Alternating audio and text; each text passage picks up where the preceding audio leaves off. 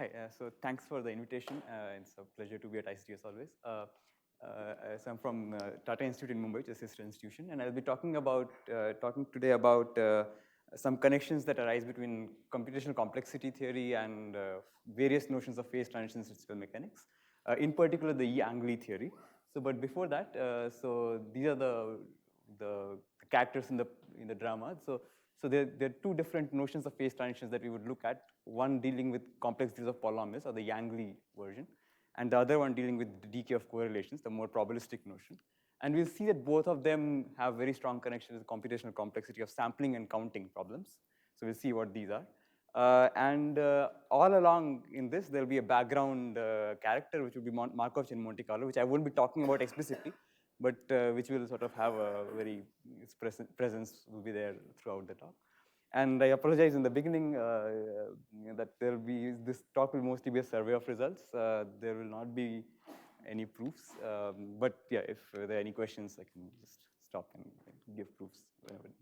Okay, so let's start. So yes, we have all seen the Ising model several times already in this conference. The notion here is that there is some kind of a graph, usually a lattice in the physics situation, but we'll be dealing with general graphs. The configurations are plus minus assignments to the vertices, and you have some kind of a Gibbs distribution, which is defined by in terms of some temperature or coupling or interaction parameter J, and the nodes interact with their neighbors via this kind of an interaction, and there's a probability distribution that is proportional to the exponential of the energy in that sense. And the sort of an important property of such distributions is this sentence here, that if I take any node, then its state is independent of all the other nodes if I condition on just its neighbors. And this holds true more generally if I take any set of nodes and look at its state condition on its neighbors, then it's independent of everything else outside the neighbors. So they are sort of spatially Markovian. So Markov chains are sort of have this property along the time axis. Here they have along in the graph sense.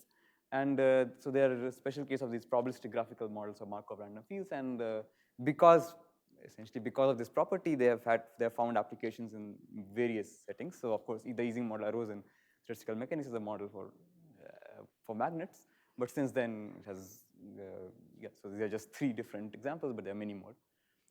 And the general case is something like this. So the Gibbs distribution, not just in the Ising case, but a Gibbs distribution is some distribution where you have some random variable sitting on nodes of a graph, and you have this property, exactly the same property that I said earlier in words, that if I look at any set S and some other set T, then if there's a set U that separates S and T in the graph, so if I remove U and then S and T get separated, then conditioned on the variables in U, the variables in S and variable in T are independent.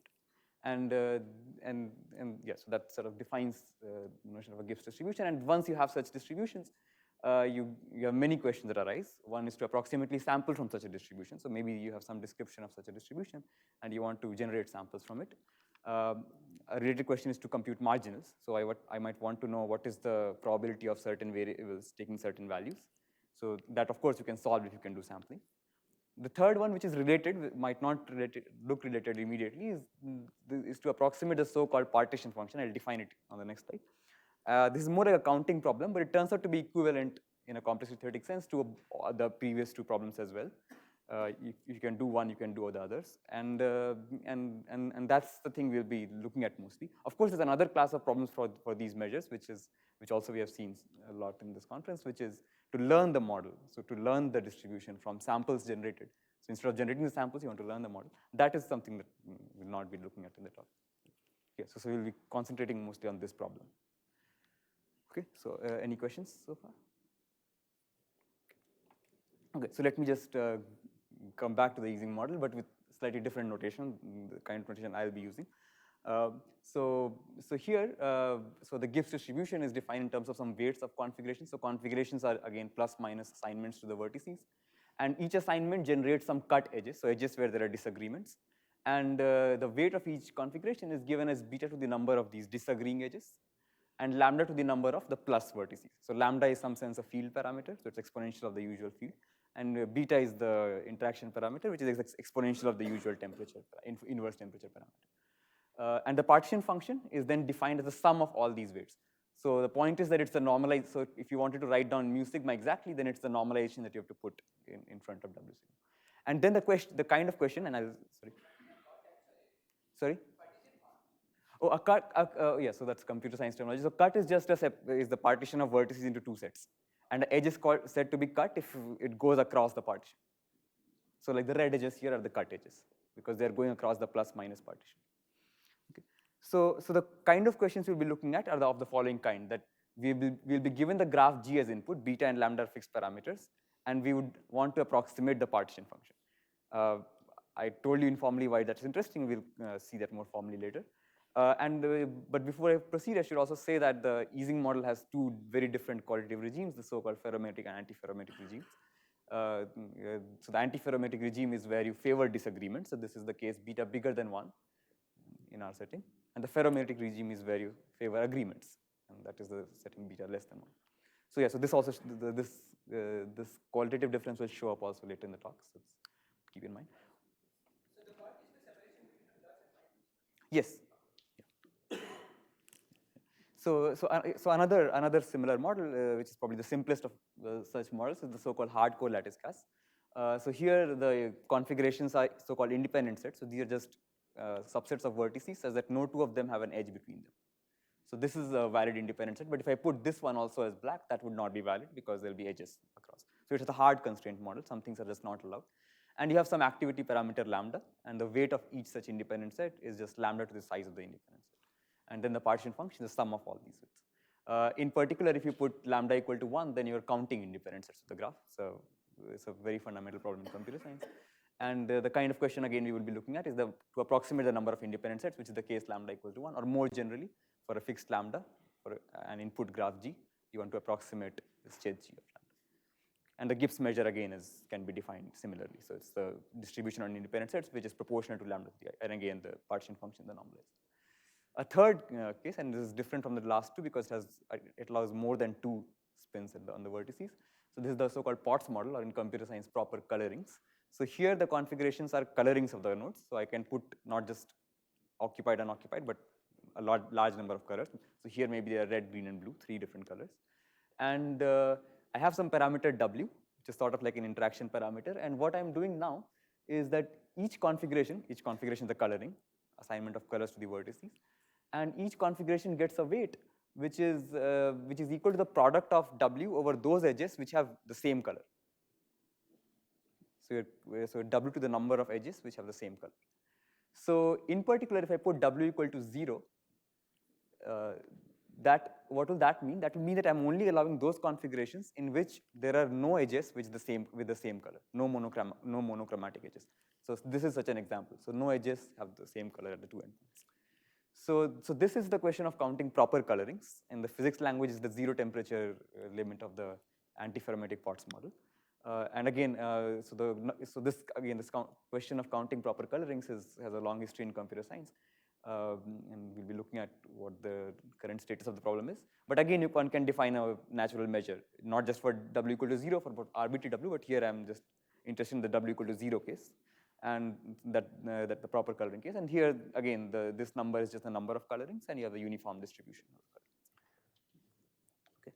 So here are these 3 examples. So these are all edge interaction examples. One need not restrict oneself to edge interaction examples. The Gibbs distributions can arise also from higher order interactions. So for example, one could have notions of Ising model which have higher order interactions, and those also we'll briefly look at.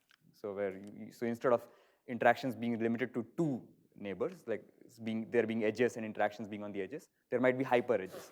So hyper edges might involve 3 or more vertices, and there might be interaction that takes into account the states of all the vertices in a hyper edge. Okay, so don't worry about the exact details here. It's just example. And the kind of, so I kept saying approximation, and so let me just say what kind of approximation we are interested in here. So the kind of approximation we'll be interested in is something called fully polynomial approximation. So here, so the input will be the graph and an approximation parameter epsilon, and we'll want to output some z hat in time that is polynomial in the size of the graph and 1 over epsilon. And the guarantee that we want is that z hat is, in a relative sense, an epsilon approximation to z. It's 1 plus minus epsilon factor away from. So this is what I'll refer to a 1 plus minus epsilon approximation. And we want to do this in time polynomial in the size of the graph and 1 over epsilon. One could also ask for randomized versions of this. So what here, the way I described it, the algorithm has to be deterministic. It cannot use randomness. Classical methods for doing this often are randomized. So now you have, so there'll be some algorithm that can use randomness, something like Markov chain Monte Carlo. It will have another parameter delta. And now you want a runtime polynomial in G 1 over epsilon, maybe log 1 over delta, and you want, again, the same guarantee, but now you allow a small error. So you only want this with probability at least 1 minus delta. So, but we will be interested in deterministic algorithms, and part of the motivation, at least from me, comes from this classical question in computer science, which is maybe a slightly less famous cousin, but equally important cousin of the P versus NP question, which is the P versus BPP question, which asks, when is randomness essential for efficient computation? What does BPP stand for? Bounded probabilistic polynomial. So bounded in the sense that the error has to be bounded away from 0 on both sides, and probabilistic polynomial. So for example, the randomized primality tests fall in a class that is actually even smaller than BPP, something called RP. Okay, so for this, partly for this reason, we want, so there'll be cases where we'll have randomized algorithms and we'll be looking for deterministic algorithms that try to match those performance. There'll be cases where we'll have deterministic algorithms but no randomized algorithms, whatever that means. So yes, we'll come to this. Okay, so yeah, so this is the thing that we'll mostly be after, this FP TAS, and the FP RAS is a randomized version. Okay, so before I proceed, here's just a dictionary, and just to formalize this thing that I said about approximating the partition function also being related to sampling and so on. So essentially, partition functions sort of correspond to Gibbs measures, and in the sense that if you can approximate Z in most models, if you can approximate the partition function in polynomial time, then you can also approximately sample from you. So this is not true for all models, but this is true for a very wide class of models. It's true for all the models that I showed you. And in fact, this is an old result of Jerome Vaillant and Vazirani from 1986, which establishes it for something called self-reducible relations. I mean, almost anything that you come across has a property. One example that does not have the property is the ferromagnetic Ising model.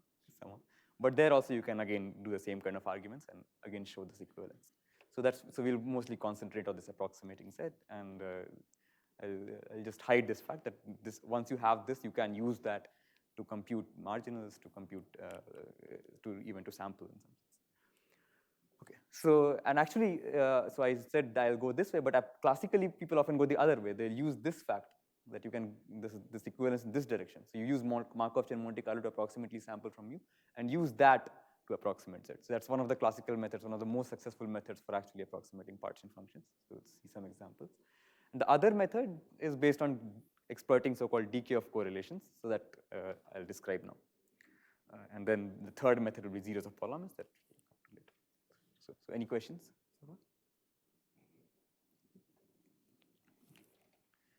Okay, so just so before I get to correlation decay, let me just have a brief cartoonish picture of phase transitions, just to show how much I don't know about phase transitions. I mean, maybe there'll be a lot of errors in what I say, but here's how I view them. So one kind of phase transition that has been studied for a long time is the Curie transition in magnets. There's some critical temperature before which you have sort of magnetism persisting. And there's some temperature above which, so as soon as you go above the temperature, then unless there is some external stimulus, magnetism gets lost. So this was probably the first phase transition to be abstracted historically by Lenz actually, but it's named after Ising. But in 25, there was no phase transition. Yeah, and then so there's a nice story about this where there's a conference where people voted about whether there can ever be phase transitions in such models, and it vote narrowly passed, and it's good for good reasons, because after 3 years, 2 years pious, it showed essentially that it's there, and 10 years later, Onsager got the rights. Yeah, so we'll see that part of the story. Yeah, so Ising sort of conjectured that there's no phase transition. Because he did it in one dimension. So that's where the Ising model came from, and the way there it is. Actually, even the Ising model there is in the physics. So there's a well-known textbook by Barry Simon, monograph, and it uses the word lousy for the Ising model. So it's a lousy model for a magnet because its symmetry is the wrong symmetry. It has a plus-minus symmetry, whereas it should have the SO3 symmetry, because that's the symmetry you'd want for a magnet. But still, it has nice properties. So after calling it a lossy magnet, he actually spends pages analyzing it. So it's a model, but in this model, you represent domains in this sort of cartoon fashion with this plus-minus as plus-minus domains. Like each plus-minus is sort of like a domain, and you just think that there are just two directions. And the J sort of represents the inverse temperature, and then what you are looking for, the parameter in which you look for the phase transition is the so-called mean magnetization, which is the average, so average over this mu of the of sigma v of the total sum of the spins. So phase transition intuitively should be some kind of discontinuity, and this was one of the reasons that vote was taken, because it looks like in finite dimensions certainly you can never get it. So you have to go to infinite lattices to see this, and that's what Onsager also showed, that when you go to the infinite setting, you can actually get a transition. So the magnetization sort of diverges, so there are like two limit values in some sense as soon as you go beyond the transition temperature. Of course, this, as I said, this only happens in the infinite volume limit. So in the finite dimension, but infinite volume limit. But what we are interested in is algorithms. So we will be looking at finite graphs. So where will the phase transitions come from? So this thing sort of happens gradually in some sense. So essentially, what one can do is to see a phase transition, one can sort of look at larger and larger graphs and try to see sort of how the concentration of the statistic that we are looking at, the mean magnetization, behaves. Is it bimodal, unimodal, so on? That's one kind of way to look at it. So this is a cartoon picture of what one can see. So this kind of a thing does happen in random regular graphs, for example, but it's a picture that is not to scale. It has errors that I cannot count, a number of errors that I cannot count. So, but let's see. So basically, as you increase the size, you will see more and more concentration, and that's how the phase transition would sort of show up as like as some statistic becoming more and more concentrated around a bimodal rather than a unimodal. So yes, we will come to this. So okay, so this is all some history, cartoonish history of phase transitions in physics, but how do they show up in algorithms? So let's look at the anti-ferromagnetic Ising model first. This is one of the things which is the cleanest picture. So we are looking at graphs of degree d and the anti-ferromagnetic Ising model, and we want to approximate the partition function. So there is some line. So there are two parameters, beta and lambda. I can draw some line in that space. And so there's this line that is bounding the red region. And yeah, so maybe you can read the thing that I tried to dim, but pretend that you're not reading it. But on one side, in the white region, there's a deterministic FP task. So there is a deterministic approximation algorithm for the partition function. Inside the red region, the problem is NP hard. So if you can do the approximation, so there's a line. On this side of the line, things are easy. You can do it in polynomial time. If you could do the same thing just across the line, then you would be solving everything in NP in randomized polynomial time. So that's a result of Sly and Son. This is an earlier result with Alistair Sinclair and Mark Turley. So essentially, this transition boundary determines. So this kind of boundary, this determines some kind of a complexity theoretic phase transition. On one side, you have polynomial time algorithms. The other side, if you had an algorithm, all hell would break loose. I mean, like cryptography would go. Yeah, but anyway. Okay, so this is one example. But this is not the only one, and we'll see where the boundary comes from. Here's another one, which is actually the first one to be studied. So this is a hardcore, the independent set model that has just one parameter, right? That lambda parameter. So again, we are looking at approximation graphs of degree at most t. Weiss in 2006 showed that if you are below this threshold, this d minus 1 to the d minus 1 over d minus 2 to the d, roughly looks like e over d minus 1, this red line. So if you're below this, then you have an approximation algorithm. And in fact, this was the first one where people showed this kind of tight connection between complexity theory and algorithms. So Alan Sly in 2010 showed that if you're above the threshold, just so lambda less than lambda critical, you have approximation algorithms. If lambda is bigger than lambda critical, then if you had such an algorithm, then again NP would be equal to RP. So you would be able to give fast randomized polynomial time algorithms for NP, which is sorry. Lambda is the vertex activity. So in that case, there are two parameters, beta and lambda, so edge and vertex activities. In this case, there is just one. But in both cases, the point is that there is a boundary. On one side of the boundary, you have efficient algorithms. On the other side, you have complexity theoretic hardness. So where does this boundary come from? So this boundary does come from the same kind of phase transitions that it could have been. I mean, it was actually predicted, that this has to be the boundary, and it was based on a very similar phase transition analysis on the tree. So let me just, because the independent set model has the smallest number of parameters, let me just do it in terms of that model, but one can do it for all these models. So essentially, what we are looking at is the Gibbs measure on the d-ary tree. So it's what we want to do is the infinite d-ary tree, but I don't want to go into measure theoretic details. So let's look at finite d-ary trees. Okay, so every vertex has d children, and I'm looking at the root, but I only expand the tree till depth L. Okay? And then what I do is I fix the configuration at depth L. So I either fix all of them to plus or all of them to minus. So there are two different fixings, and then I look at under these two different fixings, what is the conditional distribution at the root. So of course, this conditional distribution should depend upon the fixing. So I'll have two different values, rho L, PL of rho plus and PL of rho minus. L is the marking how far down the tree you have gone. Okay. And the way the phase transition shows up is that so the same lambda critical, this lambda critical that showed up in Weiss's result.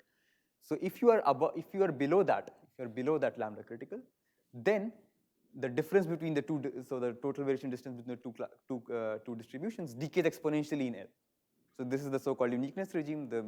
So if you took the infinite volume limit, the Gibbs measure would be unique, and in the finite setting, it shows up as exponential decay of correlations. On the other side, it does not decay. On the other side, it remains bounded away from 0 as L goes to infinity. And in fact, these two phenomena are exactly what underlie both the results. So the algorithmic result depends crucially upon this fact, and the complexity theoretic result depends crucially upon this fact. In fact, on the tree, although the tree is actually easy, it's a trivial example from the point of view of algorithms, but it turns out that somehow the way the algorithm works for general graphs is by doing some kind of a belief propagation algorithm, but the belief propagation is sort of one where you break the cycles so that you can prove things about it, and the way you prove it is by comparing it to the tree. So that's how the. You are in the supercritical regime, Yeah. where the number of Gibbs distribution is enormous. Here, yes. So but there are two. What is it called? Extremal ones, and then you have reconvex combinations. Yeah. Sorry. Yeah. So at criticality, there is I think 1 over L square decay, and that's actually an interesting question. What happens complexity theoretically there is still unknown. So at lambda equals lambda critical, the decay is inverse polynomial, and we don't know how to. Sorry. Yeah. So this result. Yes, I don't have it in this, but we have a result later on extending this to G and D over M. So basically, you can replace. So in fact, there's a more general result that we had, which says that you can replace degree by connective constant, and that handles G and D over M, but only for independent sets. For anti-ferromagnetic Ising, somehow this doesn't quite work. Yeah, but and also because so you brought up random graphs. So this hardness result depends upon random graphs, random regular graphs, and basically it uses the fact that they are locally tree-like, and hence you can use these in a very clever way. But the underlying idea is in the results of Alan Sly and Nike-san, the main idea was to exploit this fact on the tree in the setting of random regular graphs. But okay, so that's correlation decay. It's a pretty well understood picture, and I showed you two examples where it sort of does exactly the right thing. Okay, so decay of correlations implies so it exactly determines the complexity theoretic phase transition as well. So far we have talked about independent sets and anti-ferromagnetic Ising model. Right. So that's where the boundary came from. Okay, so let's now talk about the ferromagnetic Ising model. So the same picture that I showed you about the phase transition, the phase diagram with like one side having exponential decay of correlations in the tree, and one side having no decay of correlations in the tree, actually holds also for the ferromagnetic regime. So there's a difference in the sense of what the shape of the curve looks like, but the curve exists and it can be written down. On the other hand, there is no complexity theoretic phase transition. In fact, there's a result from 1993 based on Markov chain Monte Carlo, but not Markov chain Monte Carlo on the usual representation of the Ising model, but on a so-called high temperature expansion Ising model. And what that showed is that in the ferromagnetic Ising model, throughout you have efficient algorithms for sampling. In a very weird way, it does not look at the usual Glauber dynamics. The Glauber dynamics does see this. So the global dynamics does see a bottleneck when correlation decay breaks. So heat bath, metropolis, the usual, so all those dynamics that you do with the usual representation of the Ising model, they do see the bottleneck. But what they did was they looked at a different representation of the Ising model. There are like at least 3 different representations of the Ising model. There's a usual spins representation, there's a random cluster, and there's a so-called high temperature expansion. So this was for the high temperature expansion version. That becomes a model on sort of subgraphs. It's sort of like a Fourier transform. I can explain that later. But for that particular Markov, for that particular representation, the global dynamics corresponding to that representation does have fast mixing. That's what they showed. And using that, they could transfer results to the Ising model for the approximation of the partition function. So somehow, algorithms don't see this phase transition, at least randomized algorithms. So the question that we would ask is, if you want to do deterministic approximation, can we still go beyond the phase transition threshold for the ferromagnetic Ising model? So if you want to just go up till the phase transition threshold, then this was known. So I'm citing it to Zhang, Liang, and Bai, but it was sort of implicit, maybe even in the work of Fisher, the same argument of getting the FP-TAS for the ferromagnetic Ising model up till the phase transition threshold. So this was known, but somehow, but these arguments do break down as soon as you cross the uniqueness threshold. So so somehow we have this situation where this uniqueness threshold seems to be a barrier to certain kinds, correlation decay based algorithms, but not an obstacle to algorithms in general, because there is a randomized algorithm which does things that it should not have been able to do in the other cases.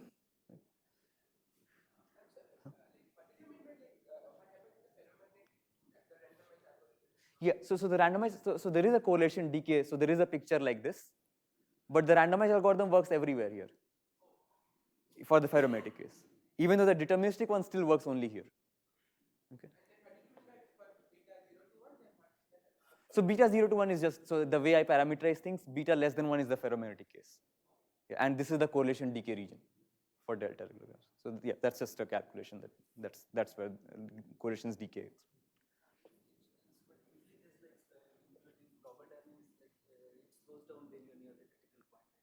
Yeah, so that's the thing. So they are not doing global dynamics for the Ising model, the spin representation. They're doing it in the high temperature expansion.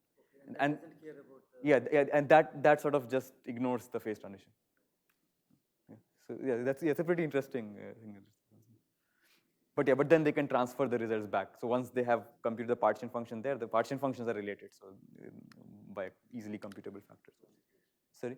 Are your low temperatures related to each other through, there are some duality relations? Yes, yeah. So yeah, so in fact, yeah, so to go from the low temperature to high temperature, like the spin representation of the high temperature expansion, what you do is it looks very much like a Fourier transform over ZF2, like over the binary field. Yeah, which one can also see as duality. But once you do this, the partition functions are essentially equal. There's a factor in front, but the factor is some like just a normalization. It's easy to compute. Yeah. So yeah. So the crucial thing here was that they did something that was in a different space. It was not with the global dynamics. The global dynamics does see the transition. The global dynamics does slow down. That is also known. Yeah, so it's an obstacle to approximability. It's not an obstacle to approximability, although it's an obstacle to decay of correlations based methods, both deterministic and random. One question on the Fourier transform. Is the MCMC algorithm in the Fourier space more complicated? No, it's the global dynamics in that space. So that high temperature expansion looks like a the configurations are even degree subgraphs of the graph, and the things, well, actually you have to perturb it a little bit. So you allow also odd degree subgraphs, but with penalty weights, and then the dynamics is just to resample edges. So I can actually show you the dynamics is the same. The analysis of the Markov chain is not via coupling, it's via spectral methods, and it's still not known how to analyze it using couplings, using like the usual global dynamics kind of coupling. Okay, so yeah, so the question that we want to ask is if there's a deterministic algorithm that matches MCMC methods, those the Jerem-Sinclair thing I showed you, at least on bounded decay graphs. So okay, right. Okay, so yeah, so it turns out that there is, and it will be based on this Yang-Lee kind of method. So let me just say what the result is. So what we can do is deterministic approximation of the partition function for the Fermi Ising model on bounded decay graphs for all beta across the, so it does not depend upon whether beta is in the correlation decay region or not. But lambda has to be away from 1. So this is like, we cannot do the zero field case, which is supposed to be the simplest. But except for the zero field case, every other case we can handle.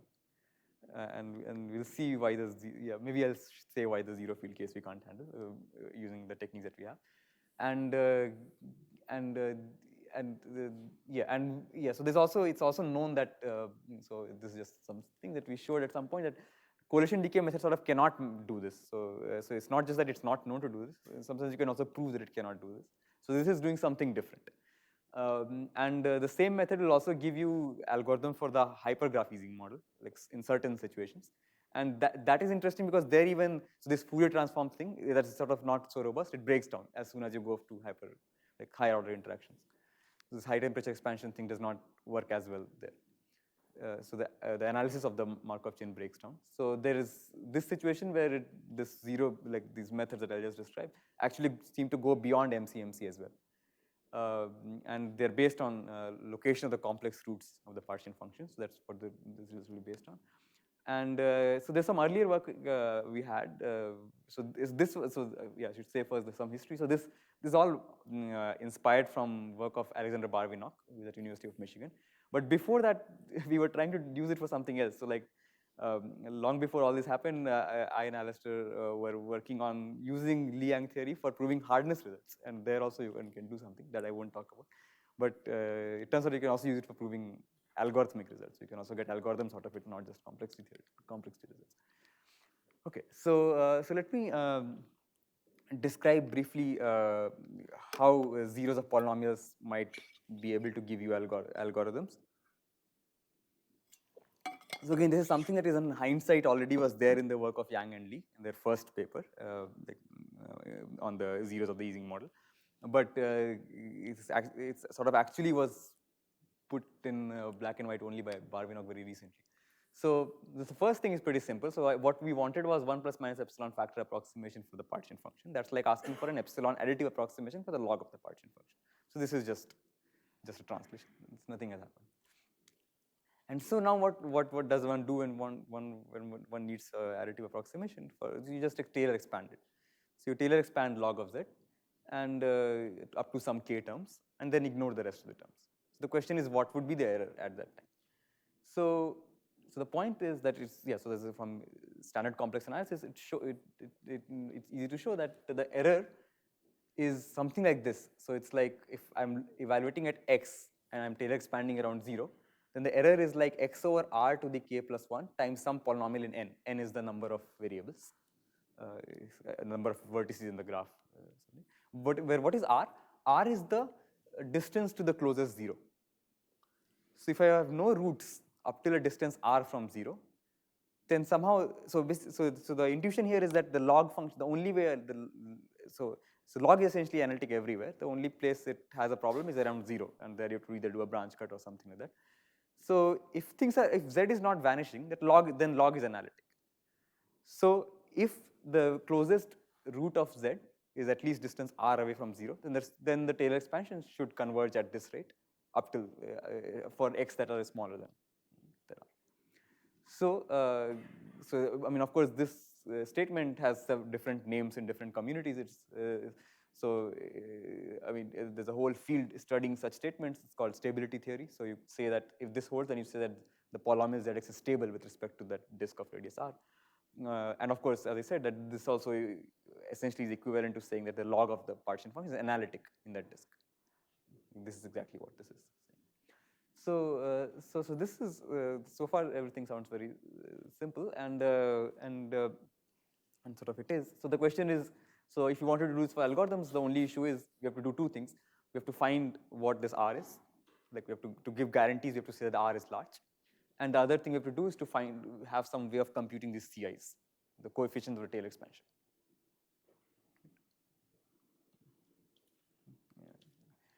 Okay, so the CIs sort of are not, so there one can, like at least if one does not want too much of efficiency, then it's sort of not so hard. The the first k coefficients of the Taylor expansion of the log will be related to the first k coefficients of the partition function itself, and those are related to the k point correlations. They're exactly sort of the k point correlations.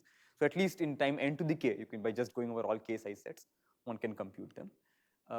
So that's what Barvinok used initially. So he said that, well, you go up till about log n, so you take k equal to log n. So you put k equal to log n to sort of try to kill off this term. And then you can compute these things in about n to the log n time. It's not exactly polynomial, but it's not exponential either. It's milder, much milder than exponential. And then he could just say that, well, you can take zero-freeness results or prove new zero-freeness results and get algorithms out of them.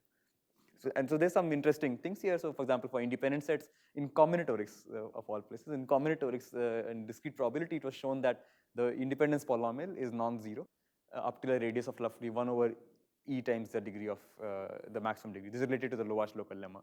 So I'll maybe have one slide on that later. And for the Ising model, of course, we have heard this famous Liang theorem, which is the second paper that they had on this topic, where they showed that the ferromagnetic Ising partition function does not vanish except on the unit circle. So using those you can get.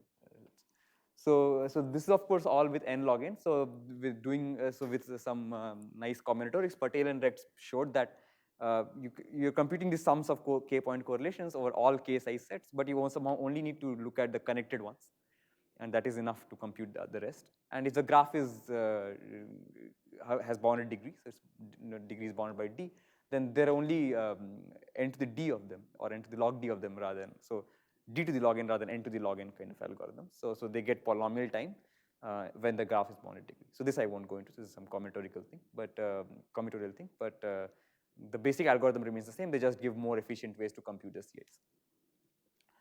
Yeah, so using this and just the Ising model thing, and yeah, so basically the Liang theorem, which just, so this just, I like this a lot, so here's a picture, just says that in the ferromagnetic regime, the zeros of the partition function satisfy, they just lie on the unit circle. Like, it sounds unbelievable, at least the first time I saw it, but actually the proof is quite simple. So essentially depends upon the fact, the proof, the only calculation in the proof is to show the theorem for a single edge.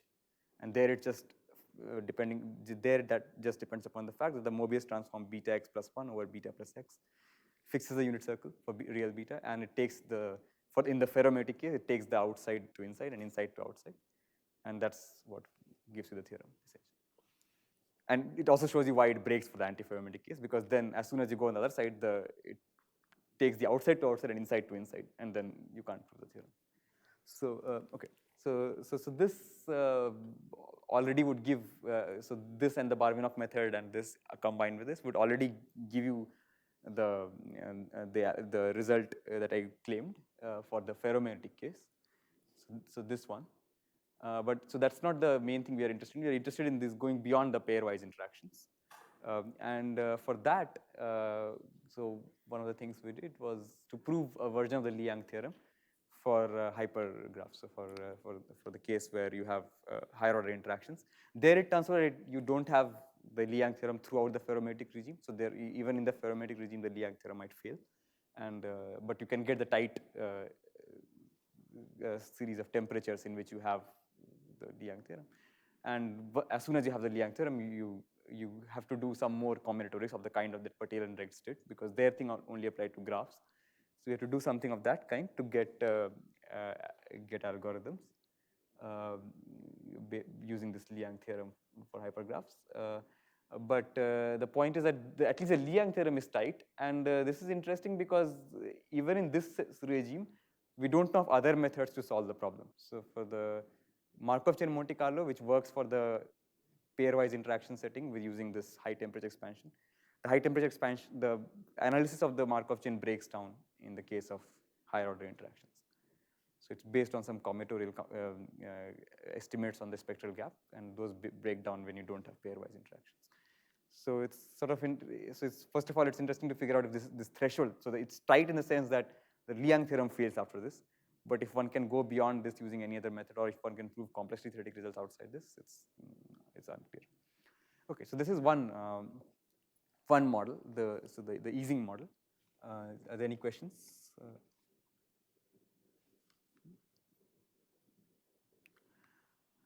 Okay, so let me then go to the part. So yeah, so here the summary is essentially that we can go beyond correlation decay using using the Liang zeros, and in some cases we can even go beyond MCMs using Liang zeros. Okay, so okay, so that's a summary. So for graphs we just need Liang theorem plus Patel and Rex, and it gives you something beyond correlation decay. And for hypergraphs, you need a new Liang theorem. You can also do other things using something called a Suzuki-Fisher theorem, which I'm not going into, which sort of generalizes the Liang theorem, but does not give you the tight result like this, and go to something called general two-spin systems. And these are settings where even MCMC algorithms are not yet known. Okay, so let me now go to the case of colorings, which is, yeah. I'm sorry to slow you down, but I didn't understand the core thing you're saying. So when you understand the zeros of Z, yeah, it gives you a deterministic way to count? yes. How? Yeah, so let me just go back to this. So by using this, so I want a epsilon additive approximation to the log of the partition function. I expand it to k terms, and I want to look at what the error is. So what is the error? So this is sort of this is a standard kind of thing. So because so if z is not 0 in the disk of radius r, then that means that the log is analytic in that disk. And if actually I can show you the proof, but it's you can do an explicit calculation to say that the roots are at least r distance away. Then the error term looks like x over r to the k plus 1. So basically the radius of convergence shows up in this fashion. So now so what I want is the error to be small. I want the error to be maybe even 1 over poly n. So if I'm at some x which is smaller than r in absolute value, all I need to do is to choose k to be about log n. Right. So if I could compute the first log n coefficients here, and I could argue how large this r is, then in that disk I can compute things by just computing the coefficients and doing the kth order approximation. So for computing the coefficients, one can do it trivially, like just because the coefficients are related to the top k coefficients of the partition function, those are just like k-point correlations. You can do it in n to the k time, which will give you n to the log n algorithms. But what I'm not going into is this nice combinatorial idea that first was proposed by Patel and Rex, who showed that if the graph is bounded degree, in fact, more generally, so they said that, well, instead of going over all k-size sets, you only need to go over the connected ones, because the other ones can be written down in terms of the connected ones. So this is related to the exponential formula in combinatorics. And, but the connected ones are polynomial, they're polynomial in number in bounded degree graphs, because how many log n size connected graphs can you have in a degree d graph? They're like n times d to the log n, which is polynomial in n, but although it has log d in the degree. So that's the.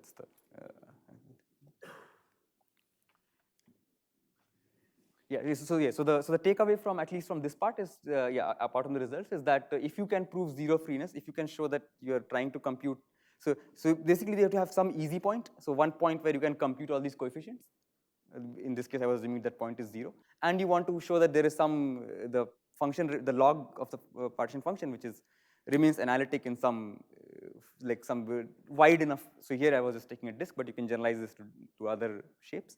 It remains analytic in a wide enough sort of sleeve around the path along which you want to do this continuation. So you're trying to sort of go from one point to the point you actually are interested in, and you want to show that there are no zeros in it. So let me just draw this picture. So here what I was doing is that I was assuming that 0 is an easy point, and I'm trying to go to some other x, and I have. Oh, this is not like a, okay. So this is a circle, if you have to believe me that this is a circle of radius r, and what I'm trying to do is to go to this, and if I'm guaranteed that all the zeros, so all the bad points for log z lie outside this circle, then I can do this. But what I'm not going to say explicitly, but what is also true, is that I don't really need this. It's enough if I can put a wide enough sleeve. So I want to take this path. If I can show that there is some delta width sleeve in which there are no zeros, and if delta is a constant, like it does not depend upon the size of the graph, then again the same kind of arguments can be made to go through. So these are not sort of, so I should say, these are not really in some sense new things in the sense that they're sort of well known as analytic continuation is just doing it effectively. Like you're trying to discount how many operations you're actually doing. Okay. So yeah, so now let's go for colorings.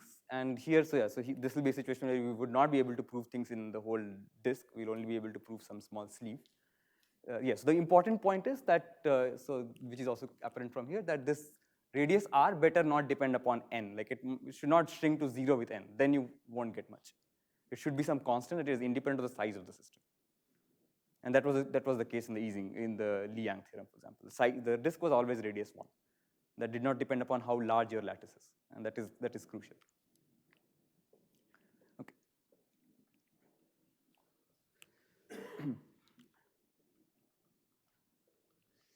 Okay. So so let's just recall random coloring. So here we are trying to count the number of proper colorings of a graph with Q colors.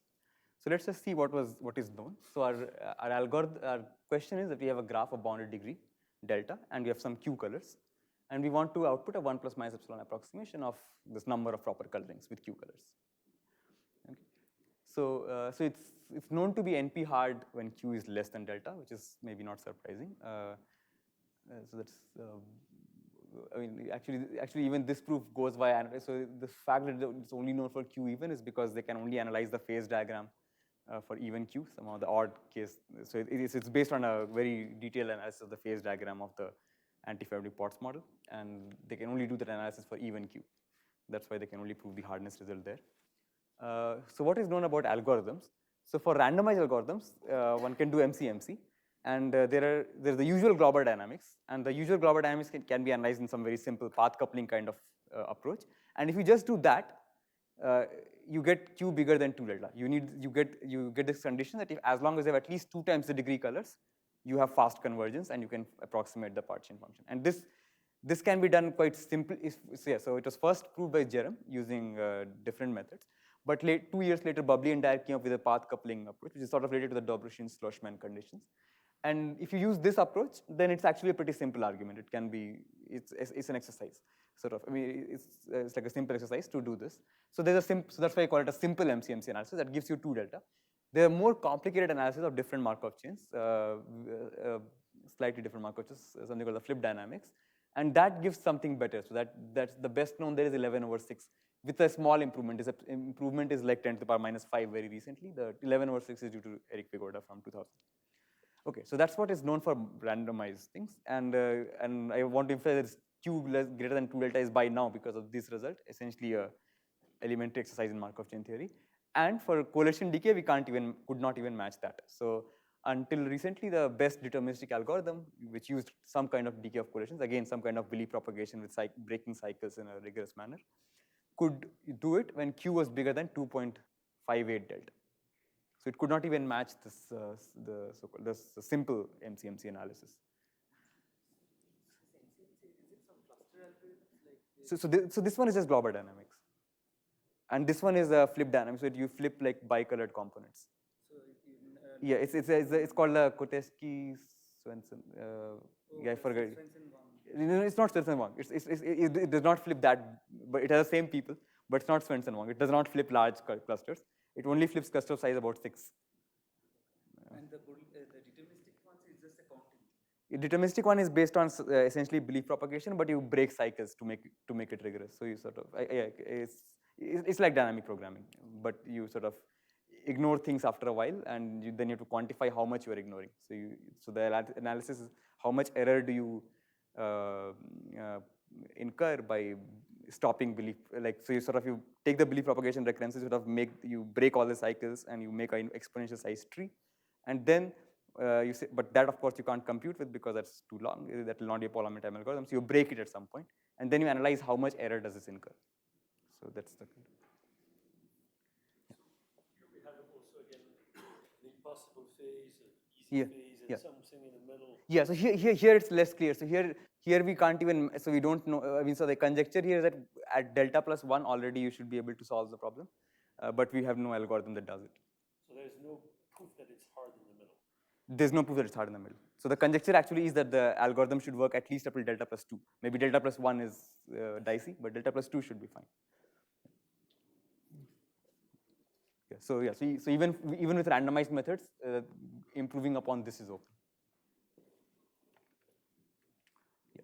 So as I said, not even simple MCMC analysis are matched.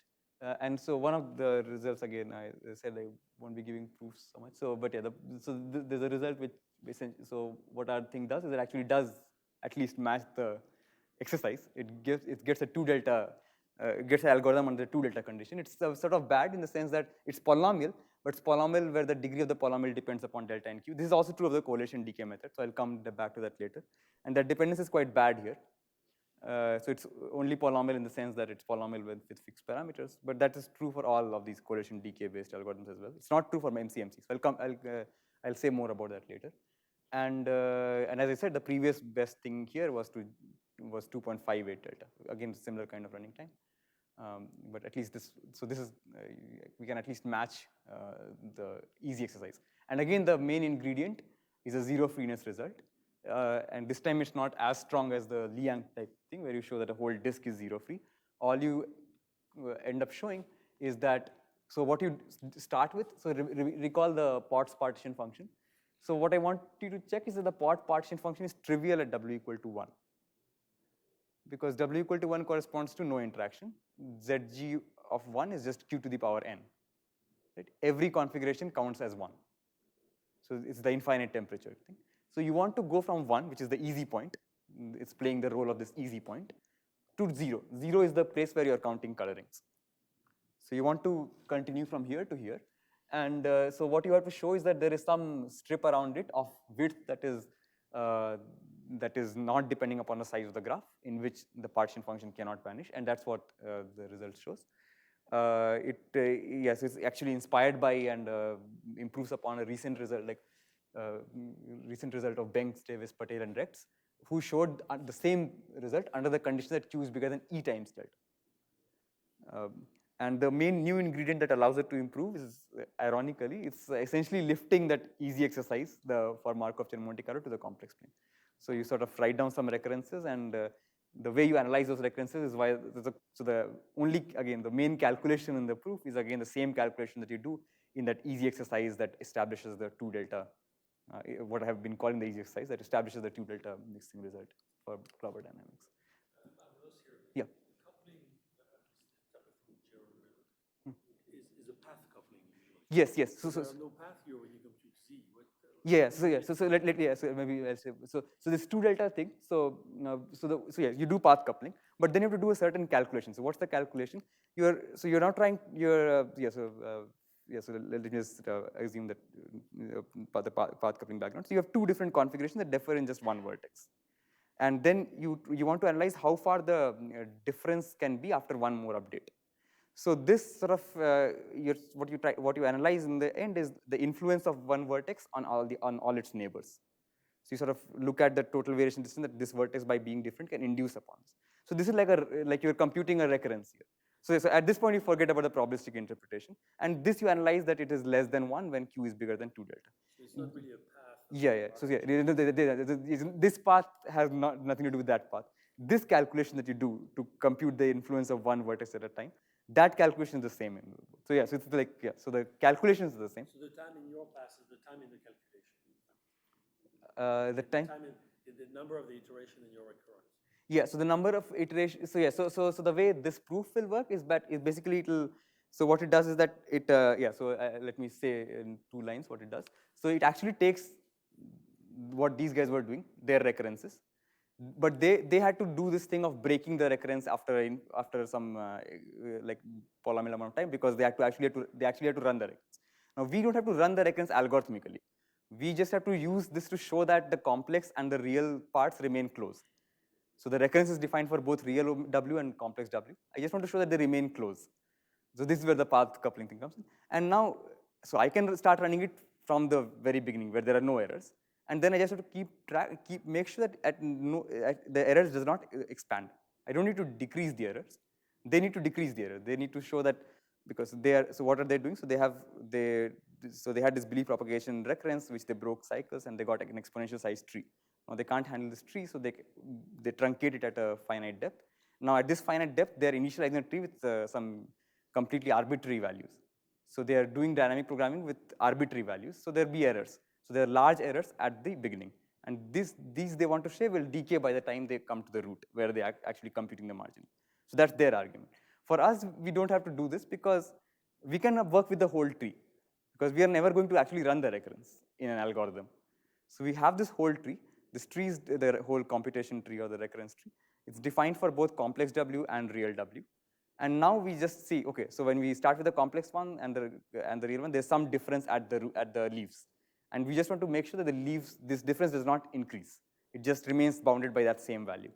And that calculation is the same calculation that you do in the path coupling argument.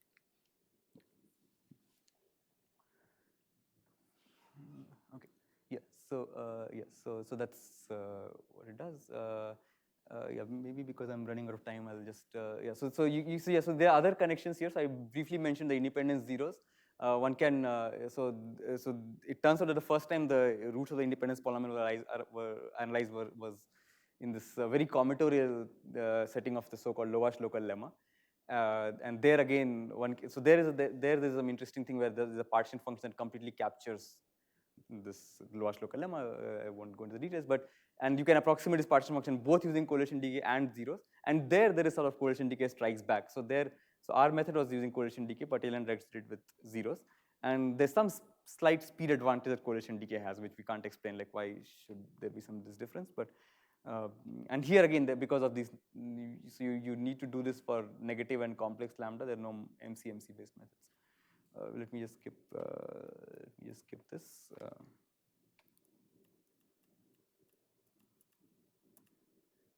Yeah.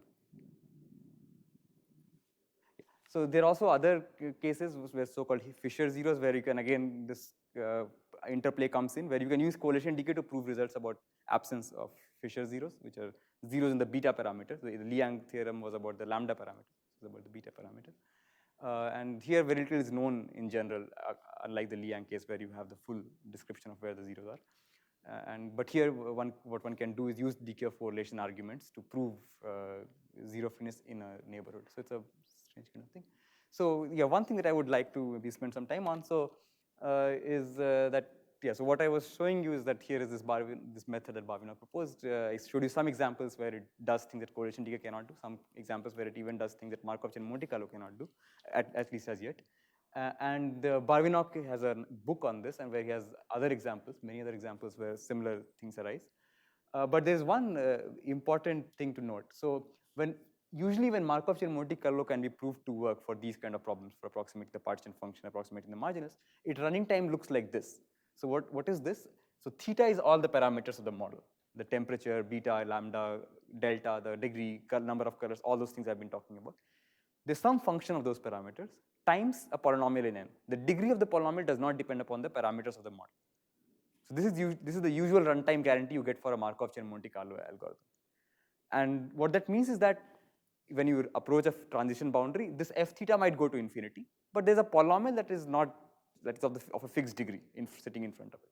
With these methods, both correlation decay and zeros, so far the kind of running times you get look like n to the power g of theta, again theta the parameters, and these g's go to infinity as you approach some transition boundary.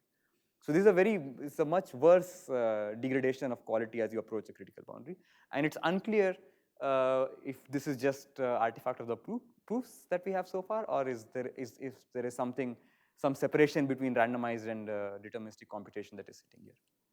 So that question remains open, and it's something that I'm quite interested in, although I've never made any progress so far. Okay, so yeah, so in conclusion, I would sort of, especially this fact and all the other connections that seem to be arising between Markov chain Monte Carlo, like the path coupling argument seems to be what giving us the deterministic algorithm and so on. I want to analyze it more. These are references that I talked about, and thanks.